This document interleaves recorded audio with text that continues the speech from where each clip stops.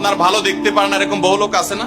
এই হিংসা করলে অনেক সময় বদনজর লাগে, বদনজর। আপনার ভালো কিছু হতে আরেকজনের জ্বালা পড়া শুরু হয়েছে, এর কারণে অনেক সময় মানুষ ক্ষতিগ্রস্ত হয়। বহুবার এই সূরা পড়ে তৎক্ষণাৎ একেবারে পড়ার সাথে সাথে আমি কার্যকরিতা আমার চোখে বহুবার দেখেছি, আলহামদুলিল্লাহ। নবী সাল্লাল্লাহু আলাইহি ওয়াসাল্লাম এক সাহাবীকে বলেছেন, তুমি কি জানো আজকে রাতে যে দুইটা সূরা আমার প্রতি নাজিল হয়েছে, যে আয়াতগুলো নাজিল হয়েছে, এইরকম আয়াত কোরআনে আরেকটা নাজিল হয় নাই। আমার বাসা বাচ্চার কোনো অসুবিধা হলে মাঝে মধ্যে আমার মিসেস বলতেন যে একটু দোয়া পড়ে খুদাও তো। আমি আমার মিসেসকে সাথে সাথে বলি, কেন, তুমি দিলে কি সমস্যা? অনেক সময় বাচ্চাকে নিয়ে আসেন, হুজুর একটু তাকে দোয়া পড়ে ফু দিয়ে দেন, একটু পানি পড়ে দেন। আমরা কি দোয়া পড়ি আজকে সেটা আমি আপনাদের সামনে ফ্ল্যাশ করে দিলাম, জানিয়ে দিলাম।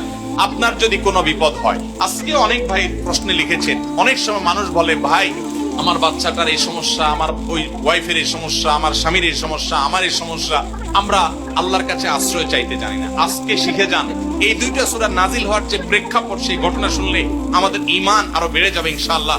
নবী সাল্লাল্লাহু আলাইহি ওয়াসাল্লাম একবার অসুস্থ হয়ে পড়েছেন এবং অসুস্থতাটা এত মারাত্মক ছিল যে আম্মাজান আয়েশা রাদিয়াল্লাহু আনহা বলেছেন, অনেক কাজ তিনি করেন নাই অথচ তিনি বলতেন তিনি করেছেন, মানে তার মনে হতো তিনি করেছেন। আবার অনেক কাজ তিনি করেছেন তিনি ভুলে যেতেন, মানে এরকম একটা অবস্থা তার তৈরি হয়েছে যে স্বাভাবিক না অস্বাভাবিক, আমাদের অনেকের হয়। তখন নবী সাল্লাল্লাহু আলাইহি ওয়াসাল্লাম বিভিন্ন তখনকার যে চিকিৎসক ছিল তাদের সহযোগিতা নিয়েছেন, বিভিন্ন ট্রিটমেন্ট করেছেন, কিন্তু কোনোভাবে কোনো কাজ হচ্ছিল না। আল্লাহ রাব্বুল আলামিন তার নবী সাল্লাল্লাহু আলাইহি ওয়াসাল্লামের চিকিৎসার জন্য দুইজন ফেরেশতা পাঠিয়েছেন। তাদের একজন ফেরেশতা নবী সাল্লাল্লাহু আলাইহি ওয়াসাল্লাম স্বপ্নে দেখছেন যে একজন ফেরেশতা তার মাথার কাছে এসে দাঁড়িয়েছে।